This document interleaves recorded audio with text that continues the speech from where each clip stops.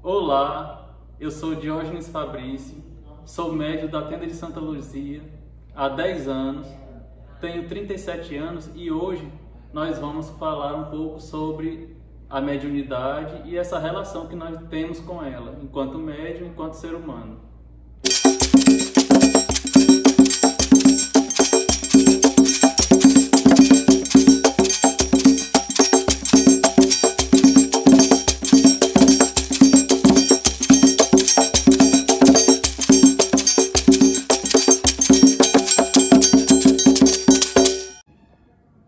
Axé, meu filho, Axé. coisa boa, né? Estarmos juntos novamente, hoje gravando esse vídeo, né, gente? Pra quem não conhece, o Jorge, que eu acredito que todo mundo conhece, o Jorge é aquele rapaz que foi entubado e a gente fez muita obrigação, principalmente aqui pelo YouTube, né? A gente fez muita axé pro Jorge, pra hoje ele estar aqui conosco, né? A gente sempre diz que o Jorge é um milagre da espiritualidade. E hoje nós chamamos ele aqui para fazer essa participação especial. Ele já fez participação no nosso canal, através de uma live, onde a gente falou sobre o povo das águas. E hoje nós vamos falar um pouquinho sobre mediunidade, a jornada dele, como foi que começou. Conhecer um pouco da história do médium, isso para servir também, gente, até para vocês que nos acompanham aqui através do canal Tenda de Santa Luzia.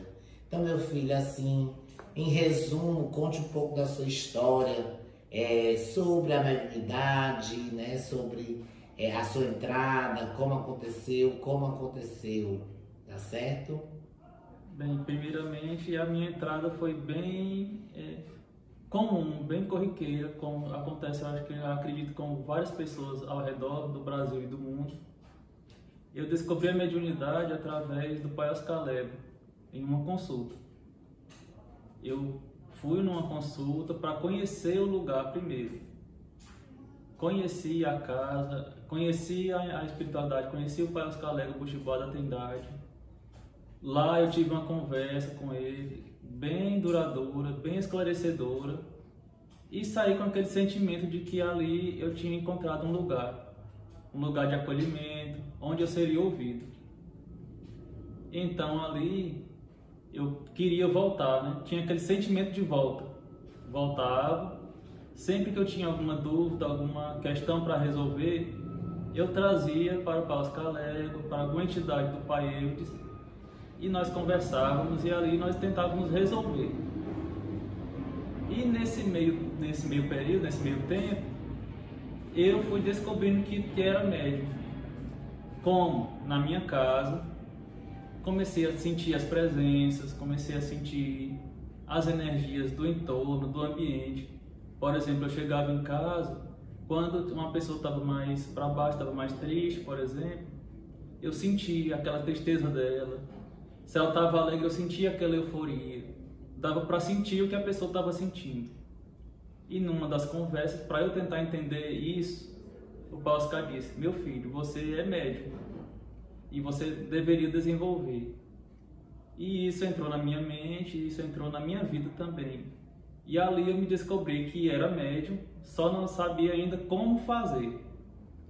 E a vovó Maria de Angola, em uma das consultas, também me disse: agora você vem para cá. E como eu já havia sonhado com a tenda, só não conhecia ainda. Mas eu tinha tido um sonho com a Tenda de Santa Luzia, que vinha para cá, que tinha uma conversa. Eu só não conhecia as entidades de conversar mesmo, né? Frente a frente. E nesse período todo tinha muitas dúvidas, eu tinha muitas dúvidas, não só com a espiritualidade, mas comigo.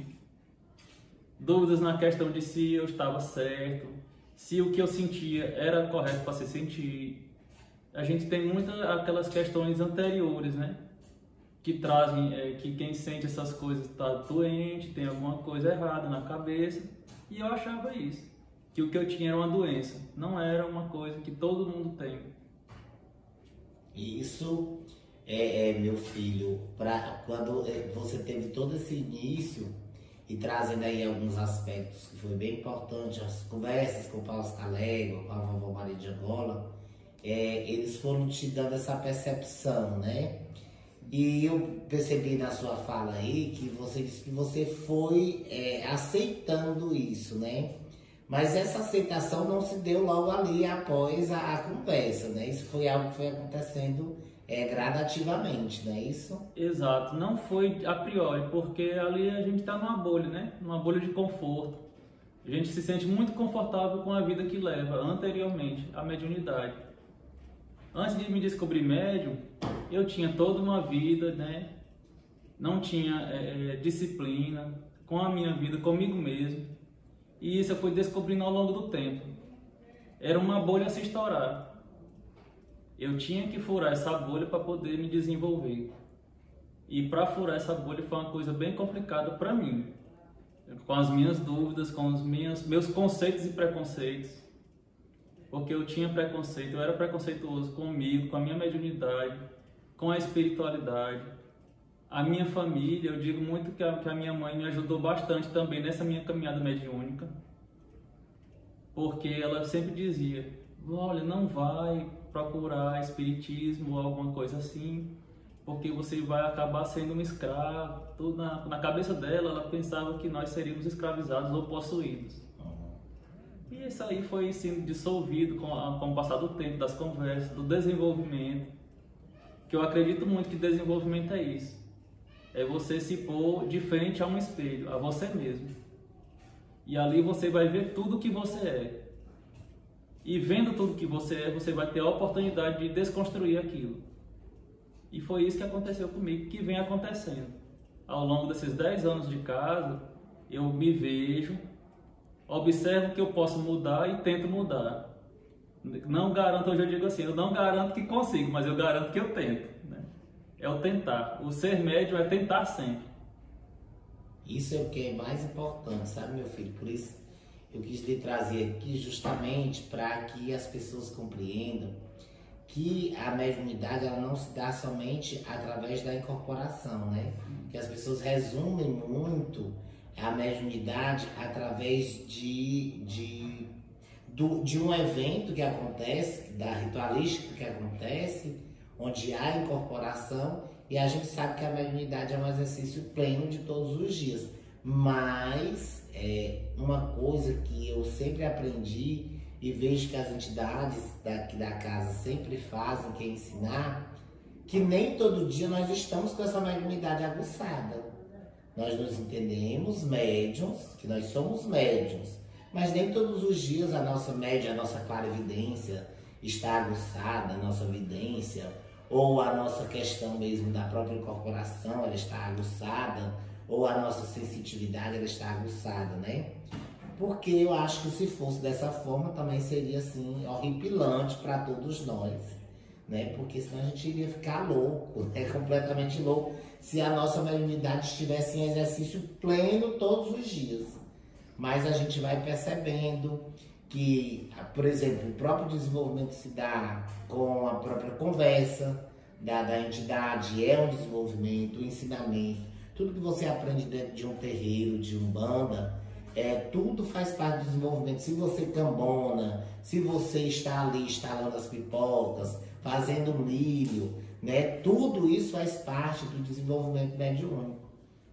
Para mim, uma grande vantagem foi eu ter começado cambonando. Eu comecei cambonando a cigana Laura. E naquela cambonagem, naquela questão de estar sempre servindo, eu fui entendendo, né, que o médium, acima de tudo, ele é um servidor.